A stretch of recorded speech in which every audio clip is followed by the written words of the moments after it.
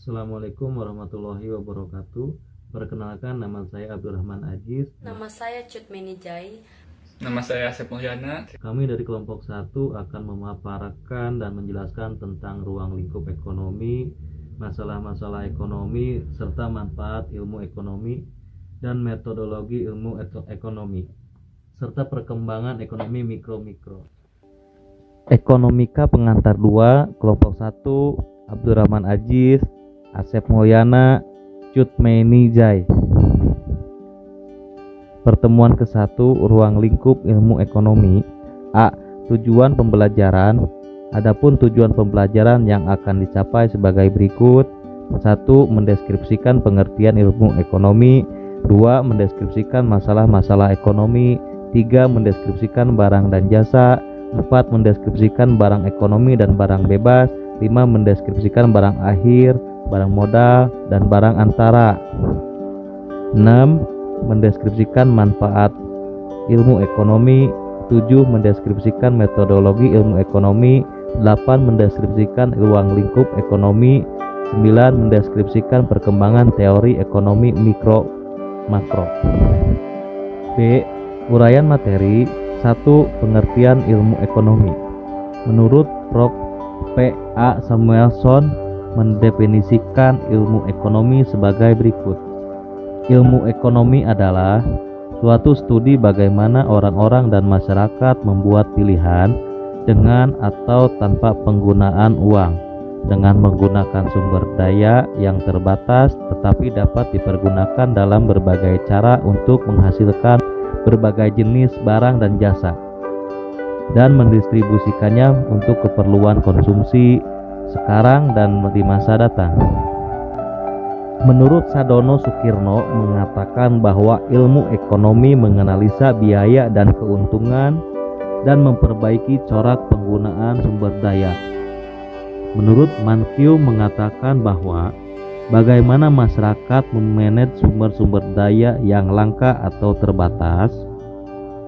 2. Masalah-masalah ekonomi. Masalah-masalah ini timbul karena kenyataan sumber-sumber yang ada terbatas jumlahnya, langka atau scarcity. Antara lain, A. Barang apa yang akan diproduksi dan berapa banyaknya. B. Bagaimana barang tersebut diproduksi. C. Untuk siapa barang tersebut diproduksi. 3. Barang dan jasa. Barang adalah benda-benda yang berwujud yang digunakan masyarakat untuk memenuhi kebutuhannya atau untuk menghasilkan benda lain yang akan memenuhi kebutuhan masyarakat. Jasa adalah benda yang tak berwujud tetapi dapat memberikan kepuasan dan memenuhi kebutuhan masyarakat. 4. Barang ekonomi dan barang bebas. Barang ekonomis adalah barang yang mempunyai kegunaan dan langka, yaitu jumlah yang tersedia lebih sedikit dibandingkan dengan jumlah yang dibutuhkan masyarakat, atau dengan kata lain barang ekonomis. Barang ekonomis adalah barang yang terbatas jumlahnya atau langka dan memerlukan pengorbanan untuk memperolehnya. Barang bebas adalah barang yang tersedia dalam jumlah melimpah, dalam kurung tidak langka, dan tidak memerlukan pengorbanan untuk memperolehnya.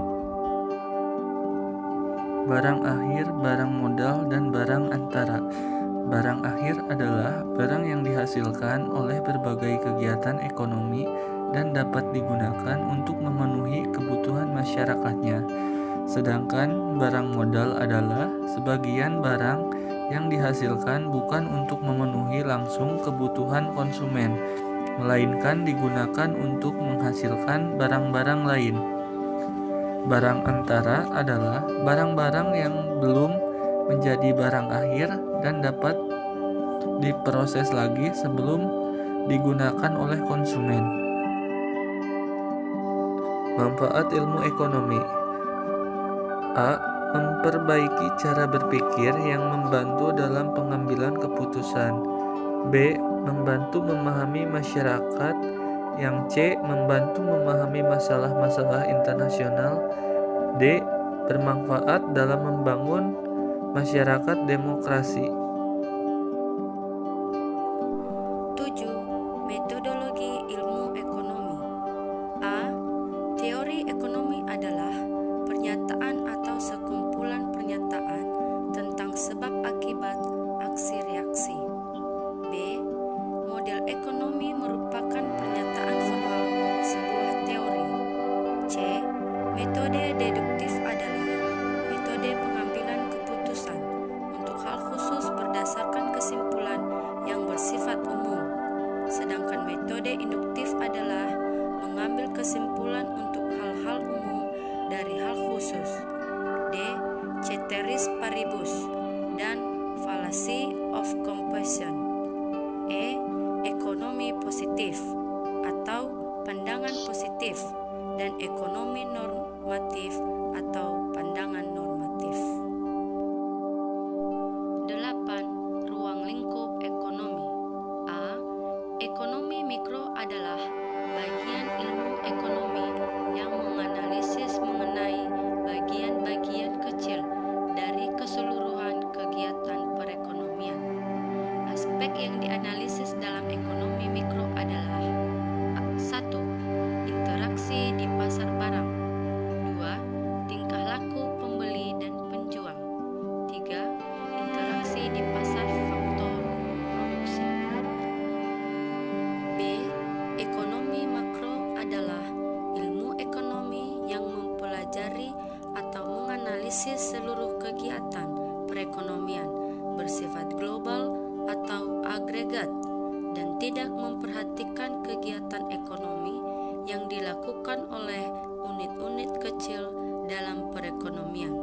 Aspek yang dianalisis dalam 1. Tingkat kegiatan perekonomian ditentukan oleh pengeluaran agregat atau output agregat dalam perekonomian yang meliputi A. Pengeluaran rumah tangga atau konsumsi rumah tangga. B. Pengeluaran pemerintah. C. Pengeluaran perusahaan atau investasi. D. Ekspor dan impor. 2. Pengeluaran agregat. 3. Pengangguran. 4. Inflasi. 9. Perkembangan teori ekonomi mikro-makro. A. Teori ekonomi mikro sebagai teori ekonomi klasik. Titik awal perkembangan ilmu ekonomi modern dianggap dimulai pada saat Adam Smith 1723 sampai 1790 menerbitkan bukunya yang berjudul An Inquiry into the Natural and Cause of the Wealth of Nation, yang kemudian dikenal sebagai Wealth of Nation 1776. Di dalam buku tersebutlah Smith merintis pemikiran baru tentang analisis ilmu ekonomi dengan melepaskannya dari belenggu teori moral dan teologis. Lebih lanjut, Adam Smith menyatakan bahwa alam semesta yang berjalan serba teratur, sistem ekonomi pun akan mampu memulihkan dirinya sendiri karena ada kekuatan pengatur yang disebut sebagai tangan-tangan tak terlihat atau tangan gaib. Adam Smith sangat percaya bahwa mekanisme pasar akan menjadi alat alokasi sumber daya yang efisien jika pemerintah tidak ikut campur dalam perekonomian.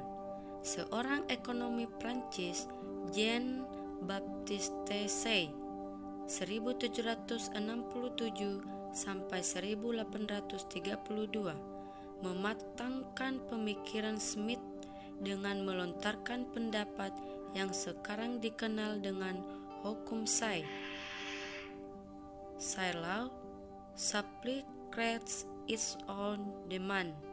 Dalam bukunya A Treatise of Political Economy 1803. Maksud dari pernyataan tersebut adalah bahwa barang dan jasa yang diproduksi pasti terserap oleh permintaan sampai tercapai keseimbangan pasar. Menyusun model ekonomi keseimbangan pasar simultan yang menjadi dasar analisis model keseimbangan umum. Model Weierstrass adalah penerjemahan secara matematis terhadap keyakinan Adam Smith, Say dan ekonomi lain tentang keampuhan mekanisme pasar. Dikelompokkan sebagai ekonomi klasik, sedangkan teori ekonominya dikenal sebagai teori ekonomi klasik. Asumsi-asumsi klasik mempunyai konsekuensi bahwa proses pertukaran adalah satu-satunya cara untuk saling berinteraksi untuk mencapai keseimbangan, sebab setiap individu dalam perekonomian telah mencapai keseimbangan. Maka perekonomian secara total mencapai keseimbangan. Itulah sebabnya teori klasik identik dengan teori ekonomi mikro.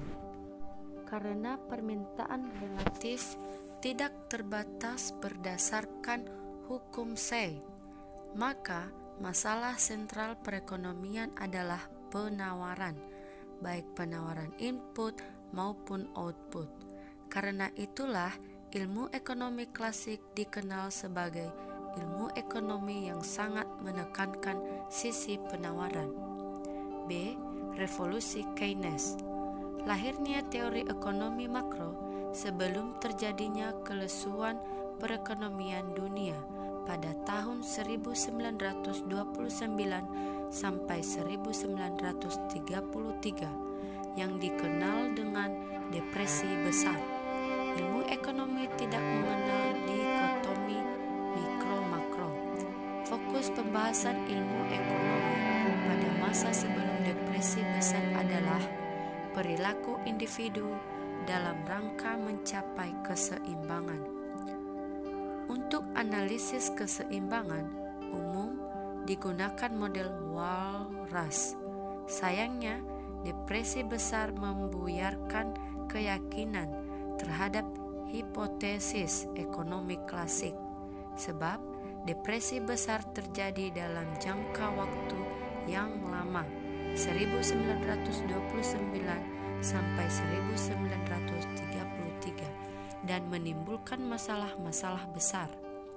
Untungnya, dalam keadaan yang genting seperti di atas, seorang ekonomi Inggris, John Maynard Keynes, melontarkan pendapat untuk memperbaiki keadaan melalui bukunya The General Theory of Employment, Interest and Money yang terbit pada tahun 1936.